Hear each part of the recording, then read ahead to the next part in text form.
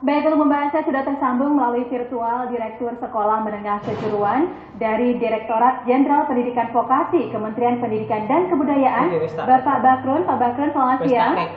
Selamat siang, Assalamualaikum warahmatullahi wabarakatuh. Waalaikumsalam warahmatullahi wabarakatuh. Terima kasih sudah bergabung bersama kami. Dan juga ada Kepala Sekolah Menengah Kejuruan Muhammadiyah 7 Gondang Legi Malang, Bapak Fahri. Pak Fahri dari Malang, apa kabar Pak?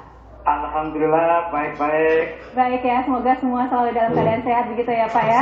Baik, iya saya ke Pak Bakrun terlebih dahulu. Pak Bakrun, kalau kita sedikit kilas balik di tahun 2019 lalu, ini kan dari Kementerian Pendidikan Kebudayaan ada SMK revitalisasi ya Pak ya. Kemudian di tahun 2020 lalu ada SMK COA, Center of Excellence. Nah ini ada terobosan baru lagi sekarang ya Pak, SMK Pusat Keunggulan. Tapi mungkin masyarakat masih belum banyak yang mengenal sebenarnya SMK Pusat Keunggulan itu seperti apa, Pak Bakrun? Ya, jadi memang dengan adanya Impres nomor 9 tahun 2016, waktu itu tentang revitalisasi SMK, maka mulai 2017, 18, 19 itu kita sebut untuk pembenahan SMK itu dengan revitalisasi.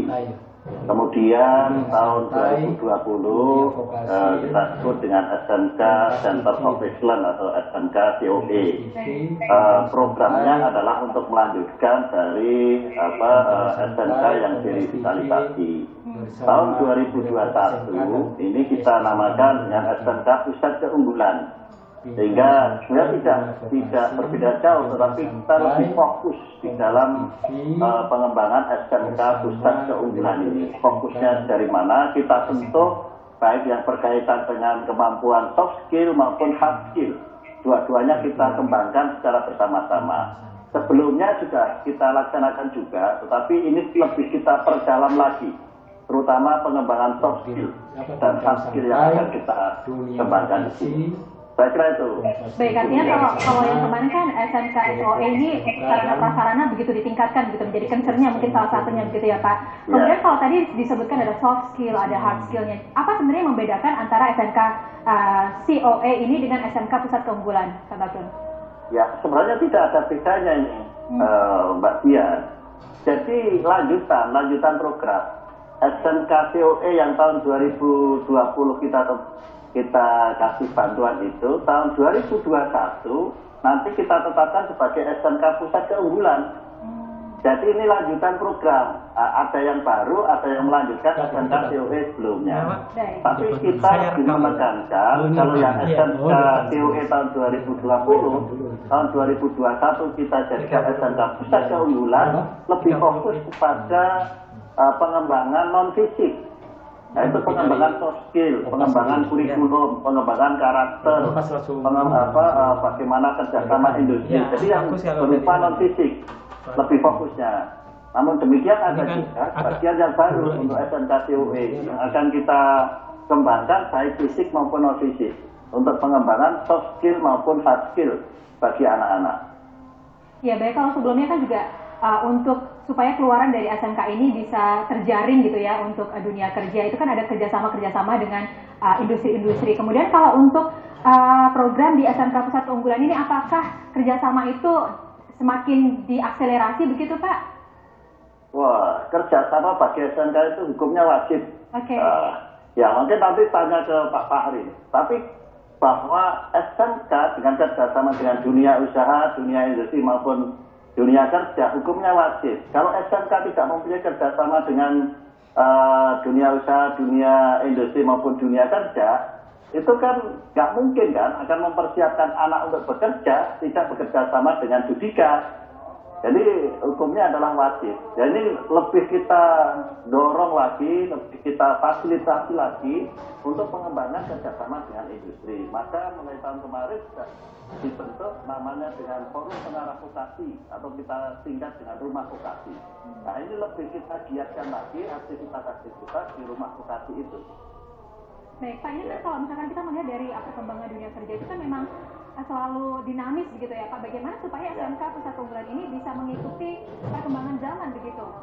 Ya, maka salah satu yang akan kita kembangkan di tahun 2021 SMK pusat keunggulan yang jumlahnya insya Allah bisa mencapai 895 di tahun 2020 ini menerapkan kurikulum merdeka dalam arti bahwa sekolah nanti yang kelas 10 menggunakan kurikulum yang kita sebut dengan kurikulum. Sementara ini belum sangat apakah nanti dinamakan yang lain, tapi saat ini kita sebut dengan kurikulum merdeka. Bisa jadi namanya lain, tapi sementara kita sebut dengan pembelajaran paradigma baru tadi.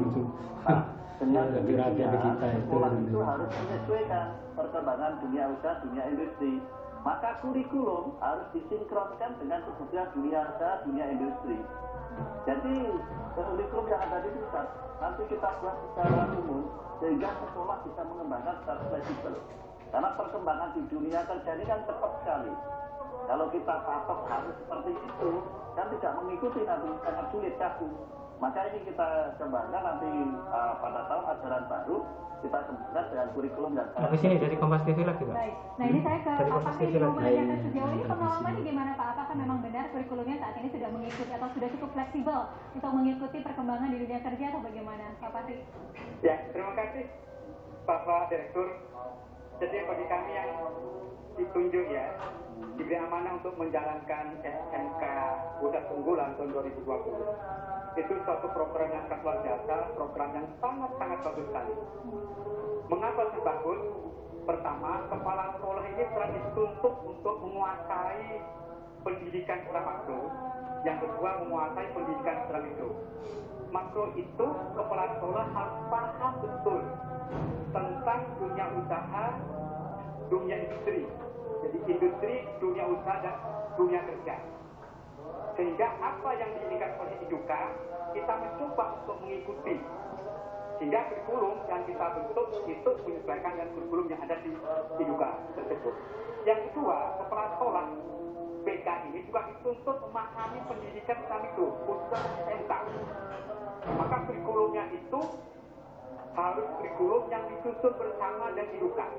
Nah, di SMK kami itu kerjasama dengan Astra di Abdul Mutor.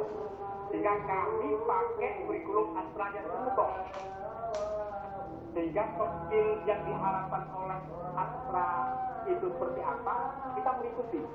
Hasilnya seperti apa, kita mengikuti. Kemudian yang kedua, untuk guru pengajar pun dengan pusat keunggulan ini tidak cukup itu hanya guru dari sekolah. Maka kami pun juga mendatangkan guru-guru dari IDUKA, yaitu dari Astra di Abdul Mutor, dari Yamaha, dari United Tractor, dari Honda, dan seterusnya. Yang ketiga, guru-guru kita pun tidak cukup. Maka guru-guru ini kita magangkan ke IDUKA. Salah satunya kalau di kami itu jurusan teknik kendaraan ringan otomotif, ya kita harus belajar ke IDUKA. Ke Astra di Abdul Mutor 1 bulan, 2 bulan, 3 bulan. Kemudian anak-anak yang praktek pun itu dengan konsep link and supermed itu gak cukup hanya 3 bulan, maka kami adakan 6 bulan sampai 1 tahun. Demikian pula proses belajar mengajarnya itu kita lakukan yang namanya proyek berjenis. Anak-anak biasa untuk menggarap proyek-proyek yang diberikan oleh industri. Ini serius, itu sungguh-sungguh, tidak main-main kan begitu.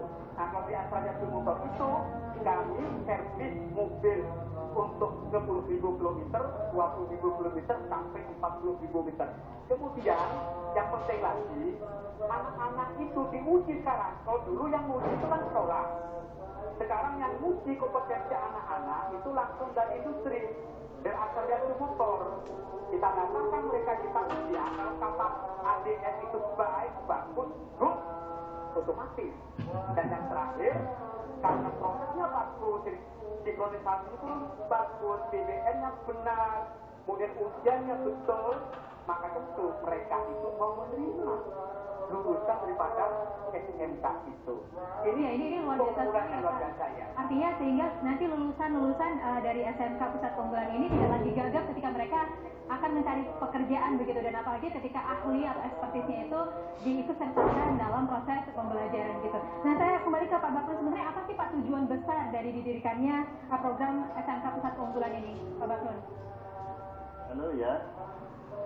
Apa yang menjadi goals besarnya Pak? Apa tujuan dari didirikannya program SMK Pusat Keunggulan ini?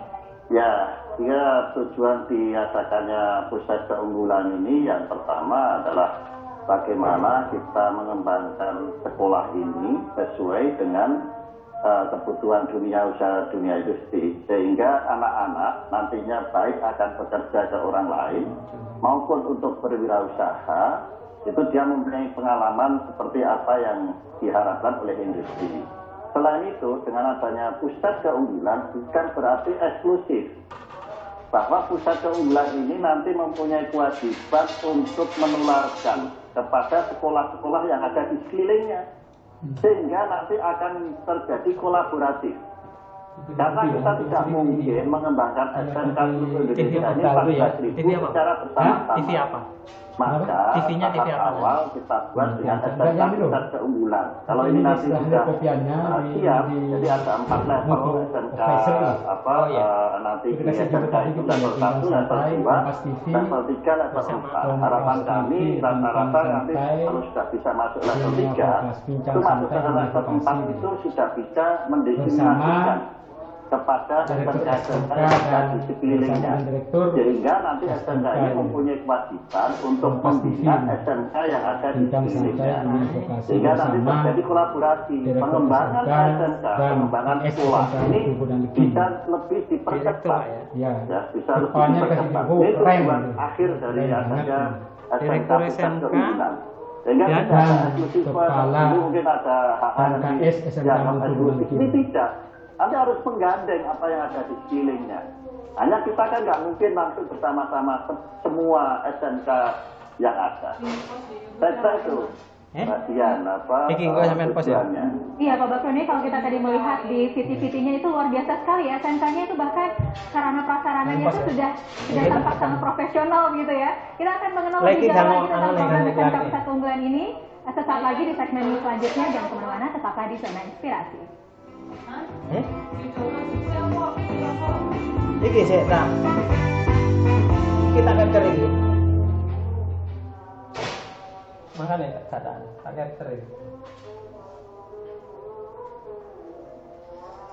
Dalam rangka penguatan pendidikan dan vokasi, Kementerian Pendidikan dan Kebudayaan berusaha meningkatkan peran perguruan tinggi dalam meningkatkan daya saing nasional. Peningkatan program Bima 3 menjadi sarjana terapan merupakan salah satu program strategis dalam upaya meningkatkan kualifikasi sumber daya manusia yang terampil dan unggul. Kira-kira apa saja syaratnya? Pertama, kurikulum sarjana terapan sesuai standar nasional pendidikan tinggi. Kedua, rancangan fasilitas dan implementasi kebijakan Merdeka Belajar Kampus Merdeka. Ketiga, kemitraan dengan DIDI sesuai dengan program sarjana terapan. 4. Rekam jejak kinerja program Diploma 3. 5. Mekanisme transfer mahasiswa. 6. Pendanaan dari mitra kerjasama yang diperoleh. Informasi lebih lanjut silahkan melihat melalui laman Direktorat Jenderal Pendidikan Vokasi. Keberadaan institusi penyiaran amatlah penting bagi sebuah negara. Lembaga penyiaran harus mampu memancar luaskan informasi yang mendidik, mencerahkan, serta menyatukan bangsa. Dan saat ini di tengah upaya menuntaskan pandemi, industri penyiaran tanah air ditantang untuk berperan aktif menjadi katalisator kebangkitan ekonomi Indonesia. Selamat Hari Penyiaran Nasional ke-88. Wujudkan penyiaran sebagai pendorong kebangkitan ekonomi pasca pandemi. Dalam rangka penguatan pendidikan tinggi vokasi, Kementerian Pendidikan dan Kebudayaan berusaha meningkatkan peran perguruan tinggi dalam meningkatkan daya saing nasional. Peningkatan program Bima 3 menjadi sarjana terapan merupakan salah satu program strategis dalam upaya meningkatkan kualifikasi sumber daya manusia yang terampil dan unggul. Kira-kira apa saja syaratnya? Pertama, kurikulum sarjana terapan sesuai standar nasional pendidikan tinggi. Kedua, rancangan fasilitas dan implementasi kebijakan Merdeka Belajar Kampus Merdeka. Ketiga, kemitraan dengan DIDI sesuai dengan program sarjana terapan. 4. Rekam jejak kinerja program Diploma 3. 5. Mekanisme transfer mahasiswa. 6. Pendanaan dari mitra kerjasama yang diperoleh. Informasi lebih lanjut silahkan melihat melalui laman Direktorat Jenderal Pendidikan Vokasi. Diprakarsai oleh Mangkunegoro ke-7, lahirlah Selosha Radio Bereniki 1 April 2010 mendeklarasikan Hari Penyiaran Nasional. 29 Maret 2019 menetapkan 1 April sebagai Hari Penyiaran Nasional. Selamat Hari Penyiaran Nasional ke-88. Dalam rangka penguatan pendidikan dan vokasi, Kementerian Pendidikan dan Kebudayaan berusaha meningkatkan peran perguruan tinggi dalam meningkatkan daya saing nasional. Peningkatan program Diploma 3 menjadi sarjana terapan merupakan salah satu program strategis dalam upaya meningkatkan kualifikasi sumber daya manusia yang terampil dan unggul. Kira-kira apa saja syaratnya? Pertama, kurikulum sarjana terapan sesuai standar nasional pendidikan tinggi. Kedua, rancangan fasilitas dan implementasi kebijakan Merdeka Belajar Kampus Merdeka. Ketiga, kemitraan dengan LUDI sesuai dengan program sarjana terapan. 4. Rekam jejak kinerja program Diploma 3. 5. Mekanisme transfer mahasiswa. 6. Pendanaan dari mitra kerjasama yang diperoleh. Informasi lebih lanjut silahkan melihat melalui laman Direktorat Jenderal Pendidikan Vokasi.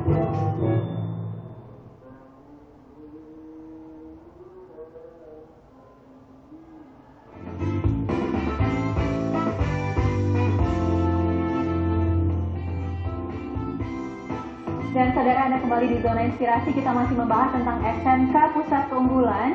Dan tadi sudah disampaikan di segmen 1 bahwa ini merupakan salah satu program pemerintah untuk melahirkan lulusan-lulusan yang mudah untuk diserap oleh dunia kerja. Masih bersama Pak Bakrun dan juga Pak Fahri.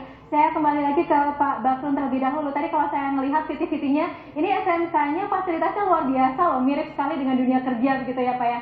Tapi sebenarnya kan tadi Bapak menyebutkan bahwa ada kurang lebih 14.000 SMK di Indonesia gitu. Apakah SMK-SMK ini yang belum tergabung dengan SMK Pusat Keunggulan ini masih bisa mendaftarkan diri Pak untuk melakukan akselerasi seperti itu? Ya, sebenarnya semuanya punya peluang. Hanya pendaftaran yang tahap pertama itu kan berakhir tanggal 20 Maret kemarin. Oke. Saat ini kami baru seleksi. Teman-teman ini sekarang baru seleksi. Ya, ini saya sampaikan juga. Hari besok mulai ada wawancara yang masuk seleksi tahap pertama, kedua.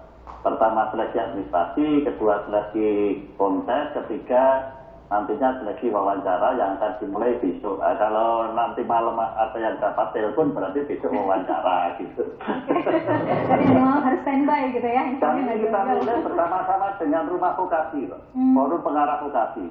Jadi tidak hanya dari kita tadi, dari pengarah Forum Pengarah Vokasi, kemudian nanti dari akademisi. Ya, betul-betul kita lakukan secara profesional. Tapi dari penilaiannya atau syarat-syaratnya itu apa saja yang harus diperhatikan Pak sehingga nanti bisa lulus gitu untuk masuk ke SMK Pusat Keunggulan ini? Ya, yang pertama kan yang di website kita kan belum ditutup itu ya, ada 15 kriteria yang harus masuk di dalamnya. Tapi saya tidak hafal 15-nya, tapi sebagian besar insya Allah saya hafal. Pertama akreditasi, kedua jumlah siswa itu juga berpengaruh. Ketiga, apakah kepala sekolahnya pernah ikut training tentang kepala sekolah, baik training yang ada di internal maupun yang ada di eksternal. Itu juga karena tahun kemarin Direktorat Kemitraan, Dirjen Pendidikan Vokasi juga melakukan training CEO, ya itu juga sebagai satu pertimbangan di dalam menentukan SMK PK. Dan waktu ikut pelatihan CEO kan bebas juga, siapapun boleh daftar. Hanya memang yang perlu saya masih dorong terus menerus bahwa SMK itu sering-seringlah buka websitenya. Kalau nggak Dirjen Pendidikan Vokasi ya minimal di DIT SMK lah, DIT SMK, DIT Mitra atau di Dirjen Pendidikan Vokasi yang bisa dibuka websitenya sehingga pengumuman-pengumuman akan selalu berada di situ. Karena partisipasinya belum banyak sekali tapi ya sudah relatif banyak. Mungkin beberapa sekolah belum sempat untuk membuka. Kalau SMK, kepala sekolah SMK atau operatornya tidak buka, ketinggalan. Karena informasi selalu kami melalui website kita. Ya, baik. Saya kira itu, Pak. Baik, ini saya langsung ke Pak Fahri. Pak Fahri ini kan sekarang sudah beranjak ke sekolah Pusat Keunggulan ini pelatihan-pelatihan apa saja nih yang sejauh ini sudah pernah dijalani atau diikuti, Pak Fahri? Ya, terima kasih, Ibu. Jadi untuk memimpin SMK COE itu tidak gampang ya.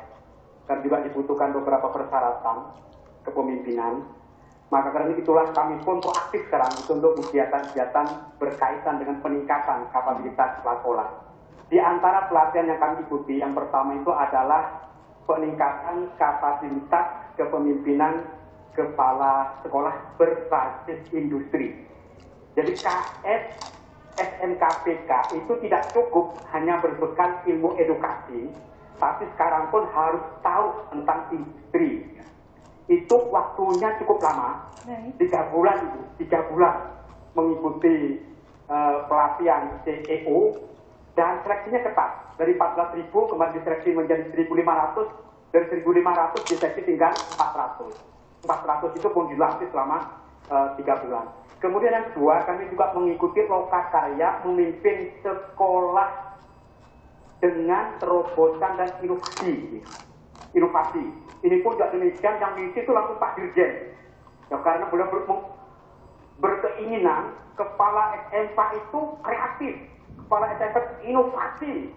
Karena ruhnya di situ, kata beliau. Kalau tanpa kreatif dan inovasi, mustahil sekolahnya maju. Termasuk oleh Bapak Direktur kita ini, Bapak Bakrun, beliau juga yang mengisi materi-materi pentingnya kepala sekolah itu mempunyai wawasan industri. Yang ketiga, Direktur SMK itu mengadakan pelatihan 40 kali itu, 40 seri webinar itu. Masya Allah, saya kira itu cukup untuk murid itu. Ilmunya tentang manajemen mengelola sekolah. Mengelola sekolah. Ya, yang selama ini biasanya kita itu hanya berkutat tentang kurikulum, ya, UN dan itu. Wah, itu ditinggal itu. Ya, tidak up-to-date lagi, maka terfokus kepada peningkatan-peningkatan lain. Kemudian apa manfaatnya?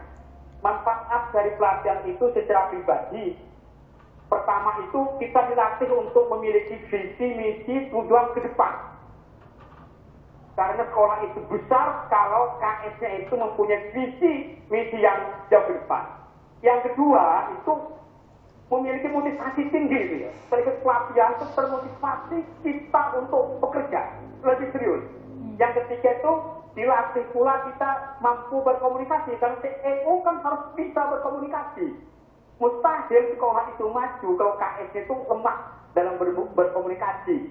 Tapi kalau KS-nya mampu berkomunikasi, dia nanti pasti akan bisa untuk menjalin kerjasama dengan para CEO di industri. Kemudian manfaat berikutnya itu adalah kita berani mengambil risiko gitu ya. KS itu harus berani mengambil risiko. Mustahil sekolahnya besar memimpin SMKPK kalau tidak berani mengambil risiko. Kemudian apa manfaatnya bagi sekolah? Manfaat terbesar bagi sekolah satu, sekolah itu optimis menatap masa depannya. Walaupun di luar sana itu dengan perubahan yang bermacam-macam, tapi dengan pelatihan ini kita dididik untuk optimis menatap masa depan SMK dan menatap masa depan Indonesia. Iya, karena kalau kita mau saya potong, karena memang kalau kita itu takut untuk gagal di awal, kita tidak akan maju-maju begitu ya Pak ya? Betul. Tidak akan membuat terobosan, apalagi anak-anak SMK ini harus unggul gitu. Ya, dan ini menarik sekali, ada banyak sekali manfaat yang didapatkan oleh SMK tadi Muhammadiyah 7 ya Pak di Malang. Nanti kita akan gali lagi sebenarnya apa saja manfaat lain yang bisa didapatkan untuk bergabung di SMK Pusat Keunggulan, dan juga apa saja program-program prioritasnya. Dan saudara jangan kemana-mana, tetaplah bersama kami di Zona Inspirasi.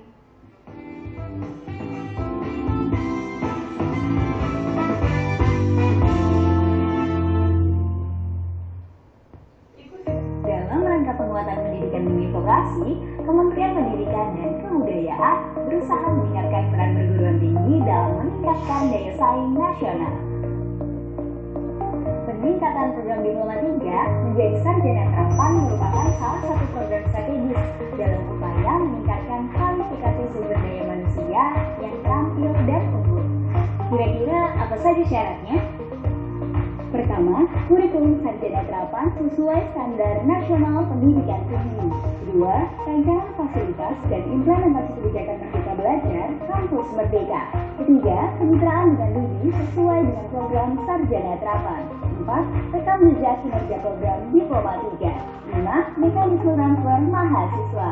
6. Pendanaan dari mitra kerjasama yang diperoleh. Informasi lebih lanjut silahkan melihat melalui laman Direktorat Jenderal Pendidikan Kota.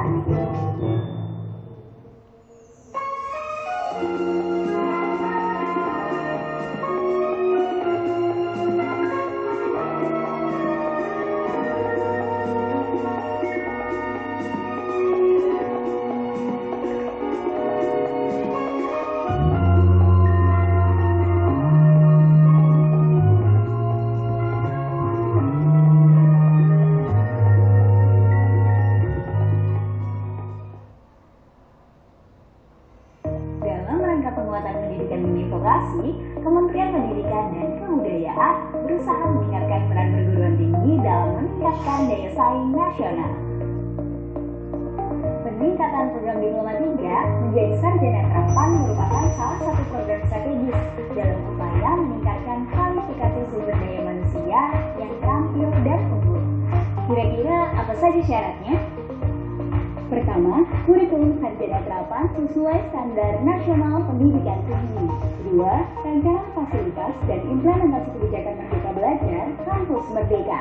Ketiga, kemitraan dengan LUBI sesuai dengan program sarjana terapan. 4. Rekam jejak kinerja program Diploma 3. 5. Mekanisme transfer mahasiswa. 6. Pendanaan dari mitra kerjasama yang diperoleh. Informasi lebih lanjut silahkan melihat melalui laman Direktorat Jenderal Pendidikan Vokasi.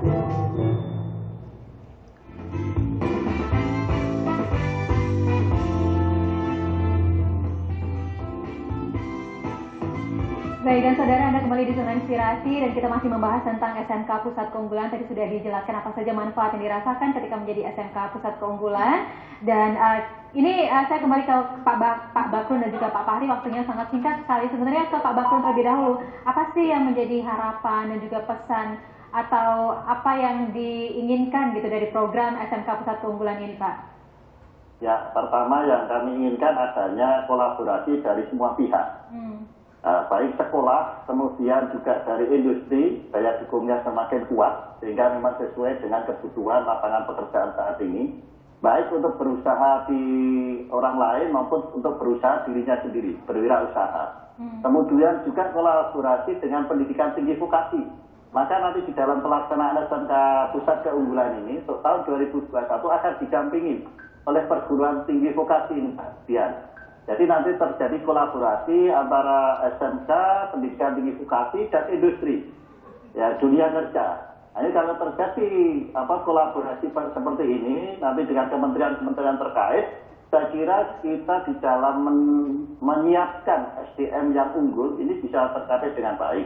Kemudian juga bagi sekolah harus betul-betul mempersiapkan dirinya. Kami akan mencoba secara terus-menerus untuk memberikan bimbingan dan bantuan bersama-sama dengan pendidikan tinggi vokasi maupun dengan dunia usaha, dunia industri. Tapi sekolah juga harus siap, nggak boleh diam. Seperti disampaikan oleh Pak Fahri tadi, bahwa kepala sekolah itu harus optimis. Gitu. Saya kira itu. Baik, optimis ya. Nah ini kalau ke Pak Fahri, ini optimisme singkat aja Pak. Gimana optimisme bahwa dunia industri akan menerima lebih banyak lulusan-lulusan SMK, Pak? Iya, jadi begini harapan kami. Yang pertama kepada pemerintah, khususnya kepada Pak Menteri, Pak Dirjen, dan Pak Direktur. Program SMKPK ini bagus. Karena itu lanjutkan. Jangan diputus. Yang kedua, harapan pada industri, kita ini Indonesia, NKRI. Bicara kemajuan Indonesia tidak bisa lepas di pendidikan. Karena itu kami mohon kolaborasi, kerjasama, kebersamaannya antara industri dan SMK untuk anak-anak diberi kesempatan untuk magang, ada kesempatan guru untuk magang, diberi kesempatan guru untuk mengajar di sekolah, dan ada tempat untuk rekrutmen. Dan yang terakhir, harapan kepada para kepala sekolah, kepala sekolah, mohon serius, sungguh-sungguh, jangan mengecewakan. Baik. Ini adalah program yang menarik sekali, yang pastinya ini juga harus didukung dan disupport oleh pemerintah, SMK dan juga masyarakat ya Pak ya. Terima kasih banyak Pak Bakrun dan juga Pak Fahri. Semoga programnya sukses dan juga nanti lulusannya bisa langsung terserap oleh dunia industri atau bahkan berwirausaha. Terima kasih banyak Pak. Dan demikian saudara, Zona Inspirasi pada siang hari ini. Saya Diana Dwika undur diri dan saya mengingatkan untuk selalu mematuhi protokol kesehatan dimanapun Anda berada. Saya Diana Dwika, sampai jumpa.